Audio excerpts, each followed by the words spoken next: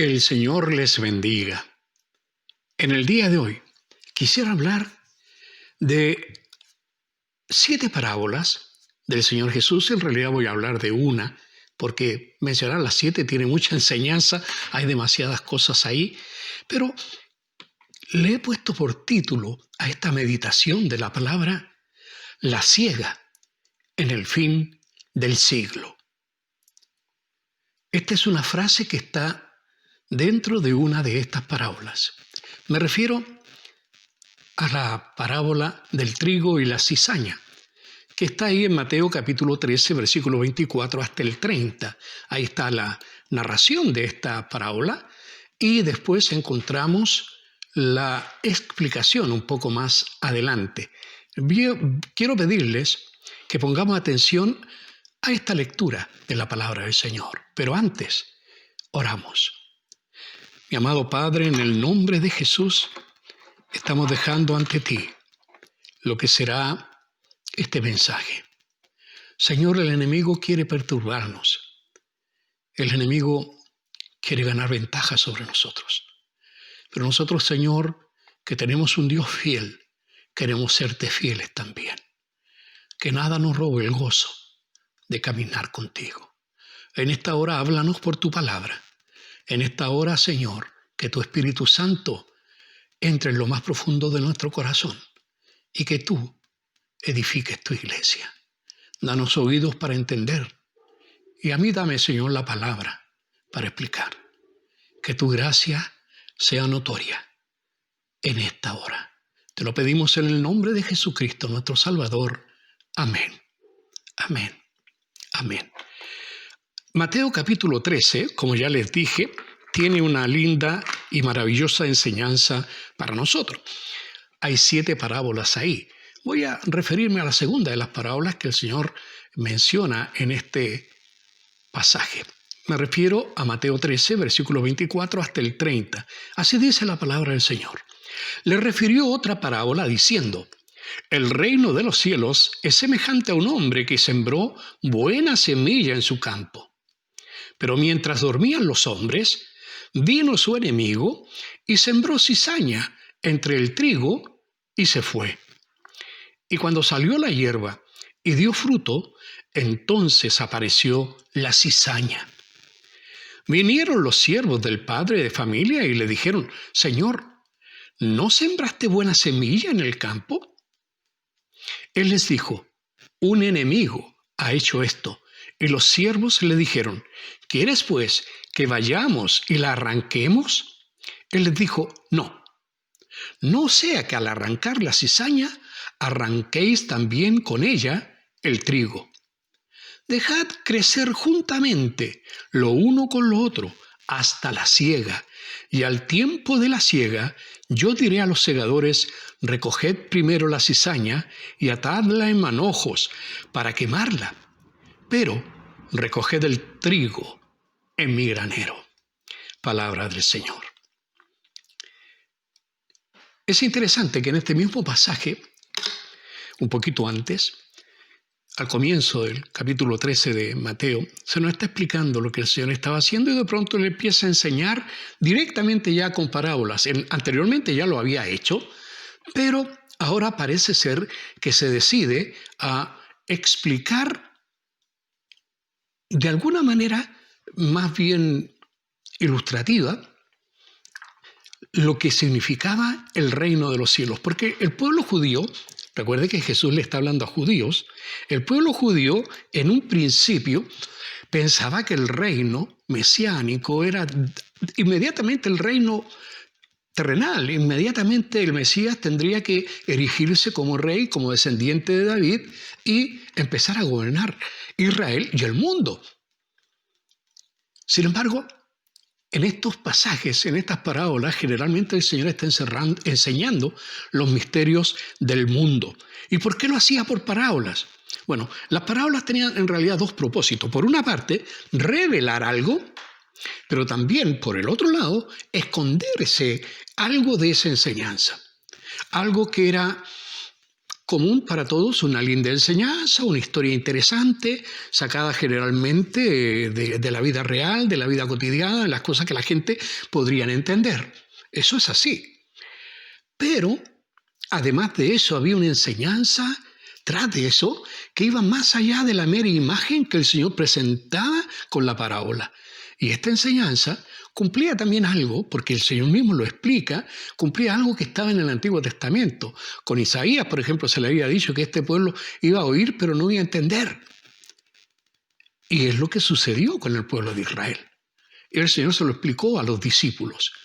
Ahora, los discípulos eran una cosa aparte y el Señor a ellos específicamente les va a aclarar lo que significan los misterios del reino. Fíjese que en el versículo 11, un poco antes, cuando los discípulos le preguntaron, ¿por qué enseñas por parábola? Él respondió y les dijo, Mateo 13:11, porque a vosotros es concedido saber los misterios del reino de los cielos. A vosotros es concedido saber los misterios del reino. Hermano, es un tremendo privilegio para aquellos discípulos, los apóstoles, y aquellos que lo siguieron, sin ser llamados a ser apóstoles, pero seguían a Jesús. También nos alcanza a nosotros, es una tremenda bendición saber los misterios del reino. Y no cualquier reino, el reino de los cielos. En la vida actual, los hijos del reino y los hijos del maligno vivimos juntos en esta sociedad, en este mundo. Ahora, esta palabra que usa Jesús, antes de meterme en el tema mismo, la palabra misterios del reino, o la palabra misterios nomás, en las Escrituras no se usa en el sentido de secretos religiosos, como pretenden decirnos algunos grupos gnósticos y otros que son más iluminados y que creen que tienen una enseñanza secreta, cabalística, si usted quiere, interpretan de otra manera la Escritura, la superespiritualizan o no sé. Pero el Señor está siendo muy, muy claro. Él quería que los misterios del reino sean entendidos por los suyos, no ocultos. La gente iba a escucharlo, tal como dijo. Oyendo no iban a escuchar, viendo no iban a ver. Y eso es exactamente lo que el Señor, si usted lee todo el capítulo 13 de Mateo, que yo espero que usted lo haga, que se motive a leer la palabra. No le hará mal. Lea todo el pasaje porque hay otras lindas enseñanzas respecto al reino que están relacionados con este mismo pasaje. Quizás más adelante mencionemos algo de esto. Ahora, no está hablando de secretos religiosos, no está hablando de cosas místicas ni ocultas. No, Señor, el Señor no tenía un grupito que le enseñaba así al voleo y a los otros le enseñaba específicamente. Hermanos, estas cosas eran para la iglesia. Estas cosas eran para aquellos discípulos que estaban confiando en Jesucristo el Señor. La misma parábola después es explicada por el Señor. Así que no está hablando de misterios o secretos religiosos. Tampoco cuando habla de misterios del reino de los cielos, no está hablando de cosas incomprensibles o cosas que en su naturaleza son difíciles de entender. No está hablando de cosas difíciles, sino que está usando esto para indicar cosas que son de origen absolutamente divino. Son cosas que Dios reveló, secretos del reino, implica las cosas que Dios quiere revelar del reino. Por eso son misterios, no son porque son misteriosas, enigmáticas, no. Son cosas que de ninguna manera el hombre podría saber si Dios no lo hubiera revelado.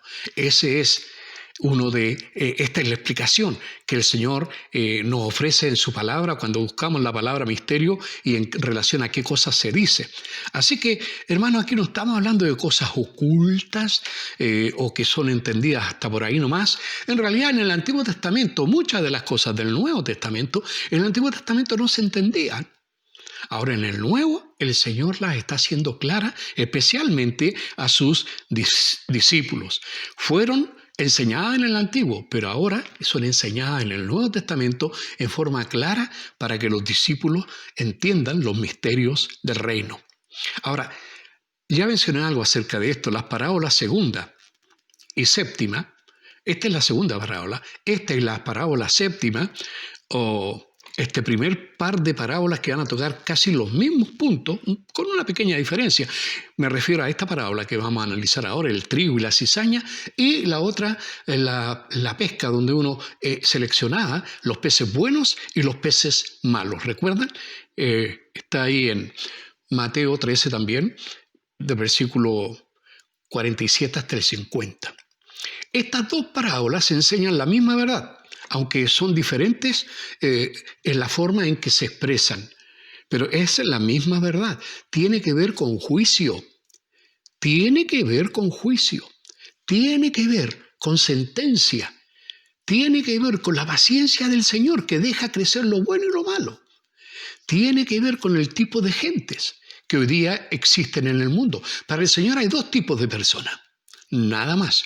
Y esta parábola, recuerde que no está hablando de la iglesia nomás, porque algunos dicen esto es para la iglesia, porque dentro de la iglesia pueden haber malos elementos. Es verdad, pueden haber personas que el Señor les va a decir al final, nunca os conocí. Pero aquí está haciendo una diferencia y habla del fin del siglo.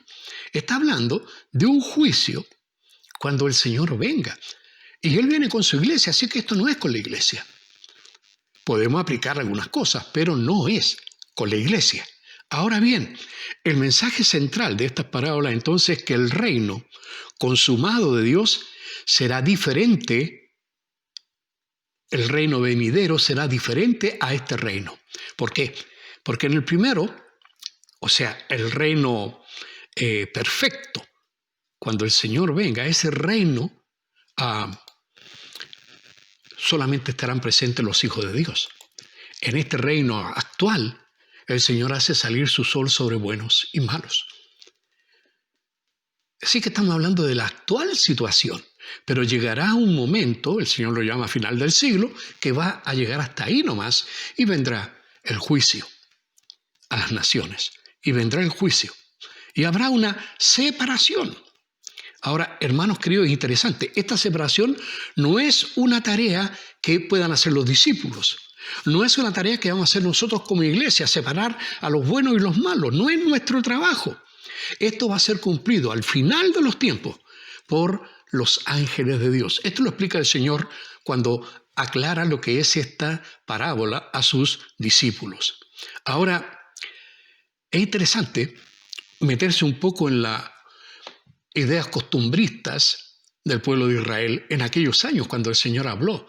Porque como ya dije, cuando Él habla, toca las parábolas basándose en hechos plausibles, en cosas reales que estarían dentro del alcance del conocimiento y de la experiencia de la gente de su tiempo. La cizaña constituía una de las principales grandes pesadillas de los agricultores judíos. La llamaban el trigo bastardo a la cizaña, porque parece trigo, pero no es trigo. La cizaña produce una sustancia que es muy venenosa, llamada temulina.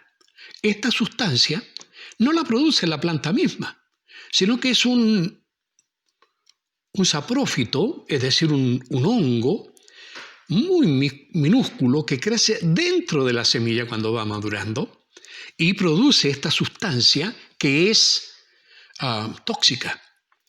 Y esta temulina puede llegar a causar la muerte.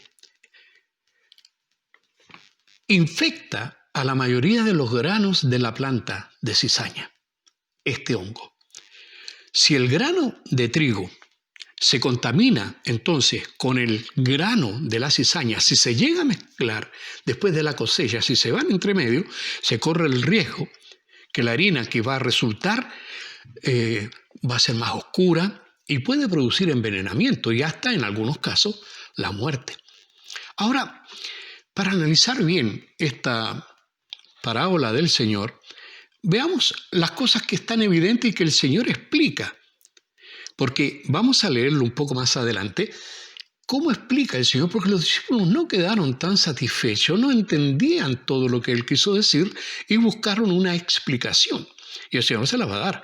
Algunas de las cosas que nosotros podemos ir detallando ya, por ejemplo, el trigo. El trigo son los hijos de Dios. Esto queda muy claro en Mateo 13, versículo 38. Dice, el campo, es el Señor Jesús explicándole a los discípulos, el campo es el mundo. No la iglesia, el campo es el mundo. ¿Se puede aplicar? Sí, pero el campo es el mundo. Está hablando de la sociedad humana. La buena semilla son los hijos del reino, en este caso los hijos de Dios. Y la cizaña son los hijos del malo. Así de simple. Esto no tiene cosa oculta.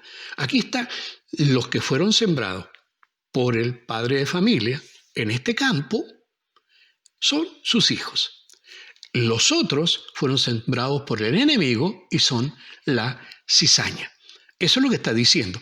Ahora, ¿cómo sabemos? Sembrados por Cristo, hermano. Esto está, como la Biblia es muy coherente, pese a que algunos dicen que la Biblia es tantos libros escritos en tan diferentes tiempos y por tan diferentes personas, debe ser un caos. No lo es. La Biblia es coherente. Usted recuerda Juan capítulo 1, en el versículo 11, se lo dice Jesús, a los suyos vino y los suyos no lo recibieron. Pero sigue diciendo en el versículo 12, mas a todos los que le recibieron, a los que creen en su nombre, les dio potestad de ser hechos hijos de Dios. Y continúa diciendo en el versículo 13, los cuales no son engendrados de sangre, ni de voluntad de carne, ni de voluntad de varón, sino de Dios. Fueron engendrados por Dios. Es interesante que pongamos atención a estos conceptos. El Señor ha dividido a la humanidad en dos. Los que son sus hijos y los que no lo son. Y ya usted ve, Jesús está diciendo quiénes son los otros. Hermanos, es una tremenda bendición. Nosotros pertenecíamos a otro reino, pero por la gracia de Dios fuimos tocados y pasamos a ser hijos de Dios. No porque lo merecemos, sino porque Él nos alcanzó con su misericordia. Estos hijos de Dios, engendrados por Dios, esta buena semilla, sembrados por Dios, nos está mostrando esto también, como dije que era coherente la Biblia, no solamente Juan 1:12, Juan capítulo 3, versículo 3, cuando Nicodemo va y le pregunta y el Señor le dice que es necesario nacer de nuevo. Pueden leerlo. Nacer de nuevo. ¿Por qué? Porque ahora hay que nacer como semilla sembrada por el Padre en este mundo. Es un privilegio el que tú seas trigo, hermano. Es un privilegio el que yo lo sea. Ojalá que lo podamos entender. Estos, el Señor lo explicó, estos son los que hacen la voluntad del Padre. ¿Usted recuerda Mateo 7:21? No todo el que me dice Señor, Señor entrará en el reino de los cielos, sino el que hace la voluntad de mi Padre que está en los cielos. Usted no puede decir yo soy creyente y vivir una vida muy desordenada. Usted no puede hacer eso. Usted va a decir, pero es que la salvación ya la tengo. Sí, Señor, pero ahora tiene que caminar en santidad. Ahora hay que caminar siguiendo los pasos del Señor. Tienes que caminar no como lo que eras, sino como lo que ahora eres. Y ahora eres trigo. Ahora eres diferente y no puedes olvidarlo nunca. Eso es tu naturaleza, nacidos de Dios, en el Espíritu de Dios. Ahora la cizaña, si lo explicó claramente, lo acabamos de ver, son los hijos de Satanás. ¿Quién los sembró? Satanás mismo. Cuando el Señor lo explicó, ya comencé con Mateo 13:38, ahora en el 39, cuando el Señor lo explicó, lo pone de esta manera. Él dice, el enemigo, hablando de esta semilla mala, la cizaña, el enemigo que la sembró es el diablo, sin vuelta. Es el diablo, el enemigo personal de Cristo, el enemigo personal de Dios. El enemigo que la sembró es el diablo. El Señor nos está dando algunas cosas para que las entendamos bien, porque ahora agrega esta otra frase que da lugar a el título de este mensaje. La siega es el fin del siglo. ¿Qué es la siega? Es el momento cuando se corta el trigo. Se lleva a la trilla, se separa la paja y todo, y queda el trigo solo. Y ese se guarda en granero. ¡Qué tremenda ilustración usó el Señor! ¿Para qué? Para hablarle a sus discípulos y por ende a nosotros, como herederos de esa fe, para que tengamos esta seguridad. Nosotros seremos recogidos por Él, para estar en su granero, no en cualquier parte. Ahora bien, hermano, habla de la siega del fin del mundo y dice que los segadores serán los ángeles. No somos nosotros la iglesia, hermano. Son los ángeles los que saben y determinarán especialmente en aquel periodo de la gran tribulación, quienes apartarán a aquellos. Recuerde que el Señor está hablando a judíos en ese tiempo y a griegos, es decir, los unos, los que se espera que lleguen a ser hijos de Dios, y aquellos otros, judíos o griegos, que no quieren reconocer, como los fariseos, los saduceos y otros, no querían reconocer esta persona tan especial que es Jesús. Pero ahora el Señor está mostrando que no es la iglesia. En la iglesia no hay judío ni griego. En la iglesia, todos los que son de la iglesia, y no me refiero a una iglesia local, no me refiero a la iglesia con las bancas, con las sillas, donde puede venir cualquier persona. Usted no sabe si alguno que llega aquí es hijo de Dios o no. Usted no sabe si es trigo o es cizaña. Eso no lo sabemos. No nos corresponde a nosotros discernir aquello. Es Dios, a través de sus ángeles, en un momento final, cuando esté la humanidad, los que son suyos, los que queden ahí en ese tiempo, los que se conviertan en ese tiempo por la predicación de los 144.000 judíos, que van a predicar el Evangelio contra viento y marea, contra la opinión del anticristo y de una humanidad que odia al pueblo de Israel y a la gente que quedó creyente, que lamentablemente se convierta después que la iglesia es arrebatada. Ellos serán añadidos también. Por la gracia de Dios, nosotros vamos a vivir el privilegio de ser recogidos en el granero sin contaminación, porque la iglesia de Cristo, no el templo, no la capilla donde la gente se reúne, sino que la iglesia está compuesta solamente por personas nacidas de nuevo. La iglesia está compuesta solamente por hijos de Dios. En la iglesia, la eclesía, los llamados afuera de qué? De este mundo. Dios nos llama a un reino aparte. Por eso es tan importante esto del reino de los cielos y entenderlo. Hermanos queridos, la iglesia serán los primeros frutos de ese reino por la gracia del Señor. Esta gente, me refiero a los sembrados por Satanás, por este enemigo de Dios, no han nacido de nuevo. Así que por ende no son de la iglesia. Pueden estar en las iglesias, pero no han nacido de nuevo. Tampoco hacen la voluntad de Dios, no pueden. El Señor, para que no nos envanezcamos mucho, puede hacernos recordar, por ejemplo, Efesios capítulo 2, en el versículo 3, capítulo 2 es tremendo. Bueno, Efesios me gusta entero también. Efesios 2:3 dice, entre los cuales, hablándonos a nosotros los creyentes, entre los cuales también todos nosotros vivimos en otro tiempo en los deseos de nuestra carne, haciendo la voluntad de la carne y de los pensamientos, y éramos por naturaleza hijos de ira, lo mismo que los demás. Usted y yo éramos cizaña. Usted y yo. Cuando Satanás metió la idea en Eva y en Adán, de desobedecer a Dios, se perdió el patrimonio de Dios para la humanidad. Satanás metió la cizaña. Pero el Señor Jesús vino a deshacer las obras del diablo, gloria a Dios. Y hermanos queridos, somos parte del trigo. No porque lo merecemos, sino porque Él lo hizo así. Así que usted no mire con tanto desprecio a la cizaña, porque usted estuvo ahí, yo estuve ahí. Y el Señor en su gracia me sacó de un reino de las tinieblas y me trajo al reino de la luz, al reino de su Hijo amado. Yo tenía un amo cruel, Satanás. Ahora tengo un Padre fiel. Un Cristo Jesús también que fue capaz de dar su vida por mí. Esta gente es imposible que puedan ser santos. Por eso, hermano, nosotros somos cuidadosos y tenemos que ser cuidadosos con nuestra propia vida. Es cierto, ya somos salvados por la gracia de Dios y eso es para siempre, aunque Dios no anda jugando con nosotros. Cuando Él salva, salva. Punto. Esto tiene que ver con santidad. Tiene que ver con apartarse. tiene que ver con comportarse como hijos de Dios. El problema es que, como ya dije, la cizaña también puede estar en la iglesia local, no en la iglesia de Cristo, sino que en la iglesia donde se reúnen los hombres, porque nosotros no vemos los corazones. Nosotros podemos ser engañados. De hecho, hay gente que puede orar como nosotros, que puede tomar la cena como nosotros, que puede cantar como nosotros, que puede hasta predicar como nosotros, pero no son de Él. No son de Él. Ya lo hemos dicho varias veces, algunos le dirán en aquel día, Señor, en tu nombre hicimos milagros, en tu nombre predicamos, en tu nombre. Hermano, el Señor les dirá, nunca os conocí.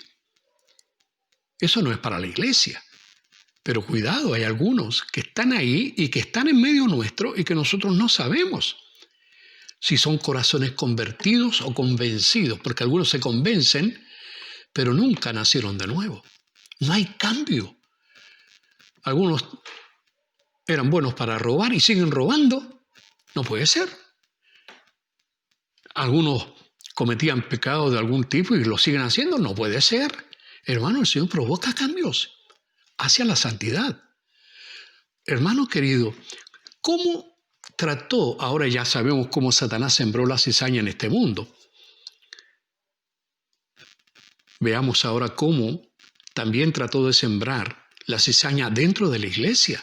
Porque le conviene tener malos elementos dentro de las iglesias, elementos que sean perturbadores, elementos que pueden ser muy atractivos como personas, que pueden tener su encanto, y muchos pueden ser engañados, con cuidado. Así nacen las sectas, las divisiones, los conflictos en las iglesias y en las casas. ¿Cómo sembró la cizaña? Mire, Satanás trató al comienzo de destruir la iglesia. Su fin era destruir. Que no exista esto llamado iglesia. No, este plan hay que destruir, este plan de Dios. Usted puede leer, si quiere, Hechos capítulo 4, versículo 1 en adelante, donde se nos habla de la predicación de Pedro y Juan y cómo son encarcelados. Y hay una persecución. Puede seguir con Hechos capítulo 8, por ejemplo, donde nos dice en el versículo 4, pero los que fueron esparcidos iban por todas partes anunciando el evangelio. La iglesia fue esparcida y Satanás se dio cuenta que algo estaba mal, porque mientras más los perseguían, más fieles eran al Señor, dispuestos a dar la vida. De ahí vienen los mártires de la iglesia, de ahí vienen estos grandes hombres que son hasta el día de hoy de ejemplo para nosotros. Esta gente, aunque eran perseguidos y lo perdían todo, iban por todas partes anunciando el evangelio, porque habían nacido de nuevo. Ya no eran como antes. Ahora, ¿qué hizo Satanás? Satanás es astuto, muy astuto. Trató, ya que no pudo con la persecución, él trató también por dos bandos. Primero con la persecución, pero también tratando de meter pecado en la iglesia. Una de las primeras cosas graves que se ven en la iglesia, que es tan ejemplar, la iglesia del libro de los Hechos, es precisamente en el capítulo 5 de Hechos, donde está la conocida historia de Ananías y Zafira, que trajeron un diezmo y mintieron al decir que eso era todo, no era el diezmo en realidad. Vendieron una propiedad y dijeron, esto es todo lo que nos dieron para la propiedad, y lo trajeron para lucirse delante de la iglesia. El Señor dijo, eso no es así. Pedro, guiado por el Espíritu de Dios, encaró esta situación y murió Ananías por mentir en algo tan simple, digamos, como traer su ofrenda a Dios. En vez de estar todo agradecido al Señor, hermanos, que Dios no necesita eso. El Señor quiere la pureza de su iglesia. Y el Señor juzgó de inmediato a ese hombre y también a su esposa cuando le preguntan, oye, ¿en esto vendieron? Sí, en eso. Pum, hasta ahí llegó. Hermano, la iglesia, en vez de ser destruida, como quería Satanás, era más pura cada día. Así que Satanás trató de destruir a la iglesia con persecución, trató de destruir a la iglesia poniendo pecado dentro de la iglesia y no pudo. Pero Satanás es astuto, muy astuto. Cuando no puede por un lado, buscará otro. Cuando no encuentra por dónde entrar, entrará por otro lado, donde esté el punto débil, y él encontró el punto débil. Satanás siempre tiene nuevas salidas para cumplir sus propios planes. Es muy ingenioso. te conoce a ti y a mí mejor que nosotros, a nosotros mismos. Y Él puede crear problemas en nuestras vidas. ¿Sabe lo que hizo Satanás? Oficializó el cristianismo. Hasta ese momento, no solamente los judíos perseguían a la iglesia, sino que también ahora surge el Imperio Romano con fuerza, con Diocleciano un poco antes, y ahora llega un momento en que se acaba la persecución. ¿Cómo sucedió eso? En el año 312, después de Cristo, aparece un hombre llamado Constantino y quería, bueno, él era parte, hay toda una historia que no saco nada con explicar porque no es relevante en este momento para nosotros, pero para hacerlo más corto, aunque él era un tetrarca, es decir, habían 4 gobernantes sobre el Imperio de Roma y él era uno de los 4.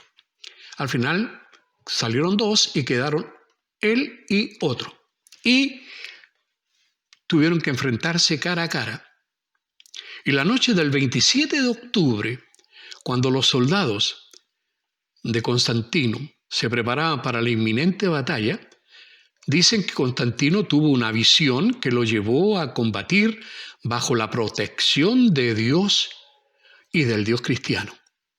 Sin embargo, la descripción de esta visión, si usted estudia los libros, varía en función de la fuente que relate esta historia. Los historiadores cristianos, en realidad no eran muy confiables, hermano, debo decirlo, en ese tiempo, afirmaron que esta visión consistía en la aparición de una señal, la señal de la cruz, acompañada por una voz que le decía a Constantino, in hoc signo vinces, con este signo vencerás. Aunque en realidad, hermano, la historia contada por historiadores seculares dice que esto fue en griego, no en latín, como lo acabo de decir. Ahora, ¿por qué ese fue el triunfo de Satanás?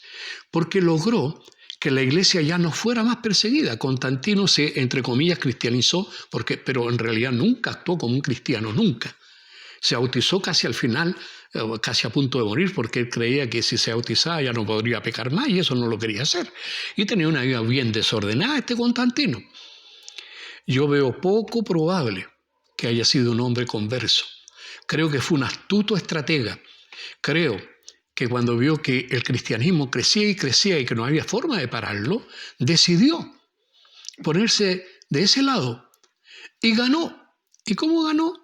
Entonces toda esta otra historia. ¿Y qué sucedió de ahí en adelante, hermano? La iglesia ya no fue perseguida. Constantino empezó a ofrecerle a sus soldados monedas de oro si es que se bautizaban y se hacían cristianos. Y cuando empezaron ellos y supieron, obviamente, qué conversión ni qué 8 cuartos. La cuestión era, hay que mojarse, vamos a mojarnos. Y y entraban con sus mismas ideas paganas. Así surgió la iglesia de Roma. Hasta el día de hoy hay una mezcla ahí. Ahora, la Biblia sigue diciendo que los cristianos, bueno, no eran los cristianos, los siervos se durmieron.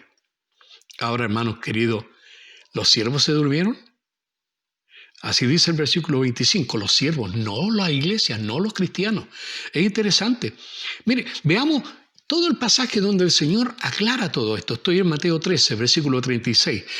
Así comenzó toda esta explicación. Acercándose a él, sus discípulos le dijeron, explícanos la parábola de la cizaña del campo. Respondiendo él, les dijo, el que siembra la buena semilla es el Hijo del Hombre. Está claro, ya lo dijimos. La buena semilla es Cristo mismo quien la siembra. El campo es el mundo, no la iglesia. La buena semilla son los hijos del reino. ¿Quiénes son los hijos del reino? Los que sembró el Hijo. Vamos aclarando. Y la cizaña son los hijos del malo, ya lo acabamos de ver.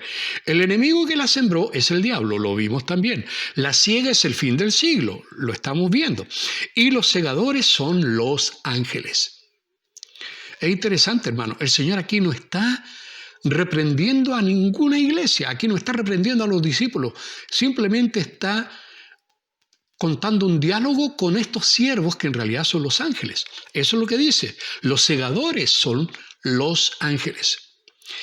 Sigue diciendo el Señor en el versículo 40, de manera que como se arranca la cizaña y se quema en el fuego, así será en el fin de este siglo. Recuerde que este es el tema. en el fin de este siglo, hermano, estoy persuadido que el fin se acerca. Estoy persuadido. Dice el Señor que al final enviará el Hijo del Hombre a sus ángeles. ¿Y usted sabe quién viene con él? Bueno, y recogerán de su reino a todos los que sirven de tropiezo y a los que hacen iniquidad, y los echarán en el horno de fuego. Allí será el lloro y el crujir de dientes. Entonces los justos resplandecerán como el sol en el reino de su Padre. El que tiene oídos para oír, oiga. Esto nos lo enseñó Jesús a toda la gente que lo escuchó en la primera parte de esta parábola. Esto a los discípulos que querían saber y a quienes les era permitido entender los secretos del reino. Así que no lo olvidemos. Ahora, hermano, el trigo y la cizaña en el día de hoy. Yo veo la triste condición de la cizaña porque yo fui cizaña. También veo mucha gente que a veces está en medio de nosotros y creen que por venir a la iglesia son trigo. Uno no es nacido de nuevo ni sembrado por el Hijo del Hombre por venir a la iglesia. Usted no es creyente porque da el diezmo. Usted no es creyente porque lee la Biblia. Usted no es creyente, no es salvado porque usted está haciendo algo. Usted es salvado porque el Señor sembró en ti y te saca de este mundo cuando Él lo hace. Lamentablemente, esta gente que a veces está en medio de nosotros, canta como nosotros, hace lo mismo que nosotros. Si usted dice nos ponemos de pie, se ponen de pie. Si usted dice nos vamos a sentar, se sientan. Si usted dice vamos a cantar, cantamos. Hermanos, hacen todo lo que hacemos nosotros porque están en medio del trigo. Ahora estoy haciendo una aplicación del tema, es decir, está claro que estamos hablando de dos tipos de personas en el mundo. Los hijos de uno y los hijos de Cristo. Pero ahora lo estamos llevando al plano de la iglesia también, porque dentro de la iglesia también, la iglesia visible, no la iglesia de Cristo. Soy majadero en repetirlo, pero tengo que hacerlo. Hermanos queridos, hay gente que creen que son creyentes. No lo son. ¿Sabe que esto es triste? El Señor usó al apóstol Pablo para escribir varias cartas. En una de ellas le escribe a Tito, y en el capítulo 1, versículo 16, pone estas palabras. Dice, hablando de la gente que supuestamente es cristiana, dice, profesan conocer a Dios, pero con los hechos lo niegan. Revísate, ¿eres trigo o cizaña? Esto es interesante. Pero con los hechos lo niegan, siendo abominables y rebeldes, reprobados en cuanto a toda buena obra. Reprobados, no pasan la prueba. Eso es lo que significa. Así que se creen trigo, pero en sus hechos lo niegan. Otra de las características de esta cizaña, no se arrepienten. No se arrepienten. Otra vez el apóstol Pablo, usado por el Espíritu Santo, nos dice en segunda carta a Timoteo, en el capítulo 5, dice que tendrán apariencia de piedad, pero negarán la eficacia de ella. A estos evita, es decir, no te acerques. ¿Qué quiere decir eso? Que están en medio de la iglesia. A estos que tienen apariencia de piedad, pero niegan la eficacia de la misma piedad, hay que evitar. Cuidado, esa es la cizaña. No han nacido de nuevo. El trigo, hermano, al trigo se le complica crecer en medio de la cizaña. Cuando hay mucha cizaña, las cizañas le roban espacio al trigo y el trigo no se va a desarrollar bien. Ahora, hermano, en realidad, al final, para que lo podamos entender, el trigo y la cizaña están hablando de la última cosecha. Esta parábola en realidad habla del juicio de Dios y Dios hace una separación. En la era presente está fuera de toda discusión que nosotros no somos llamados a ir a arrancar la cizaña. Nadie te manda a ti ni a mí como pastor a empezar a sacar, no, usted no es de Dios, se va. No, eso no me corresponde.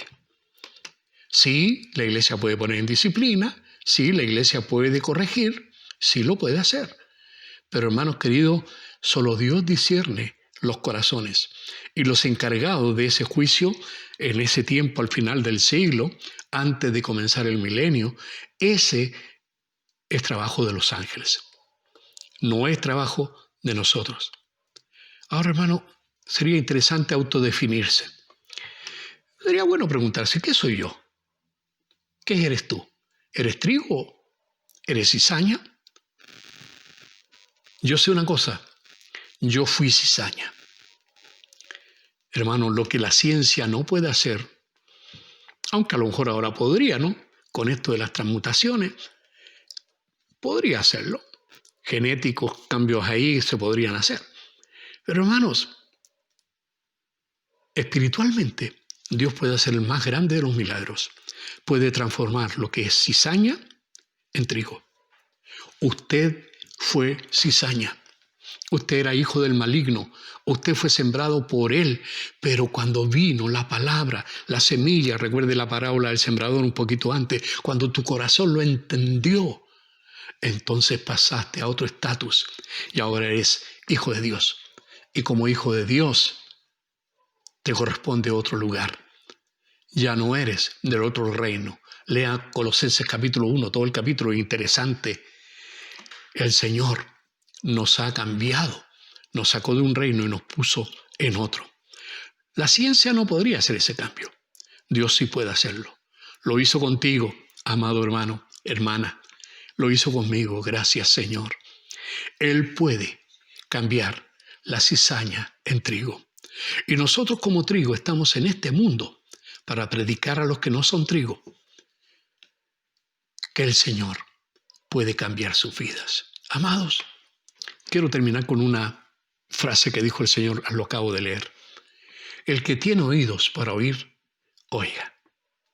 Que el Señor te permita ser un buen trigo. Cuando el grano de trigo cae y muere ahí, cuando tú mueres como a tu yo, cuando tú ya te entregas completamente al Señor, cuando el grano de trigo muere, entonces es cuando lleva más fruto. Entonces la espiga crece y lleva fruto. Que el Señor haga de ti un trigo productivo que pueda regenerarse en otros, que pueda ser motivo de vida y no de muerte.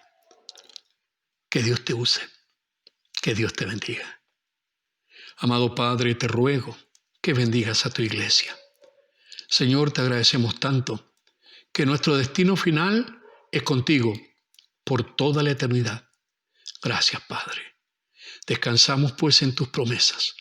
Te agradecemos, Señor, que también seremos quitados antes de que venga la hora de prueba que ya está tan cerca. Señor mío, bendice a tu iglesia. Permítenos ser predicadores de tu palabra. Permítenos ser una iglesia santa. Permítenos ser de aquellos que son trigo y que dan a luz más trigo. Bendícenos tú, Señor. Comienza con este tu siervo que te necesita y mira a esta hermandad que te ama. Tu gracia es con nosotros. Tu poder es con nosotros. Gracias, Señor. En el nombre de Jesús te adoramos, te pedimos y te esperamos. Amén. Amén, Señor. Gracias, Señor. Gracias, Padre. Amén.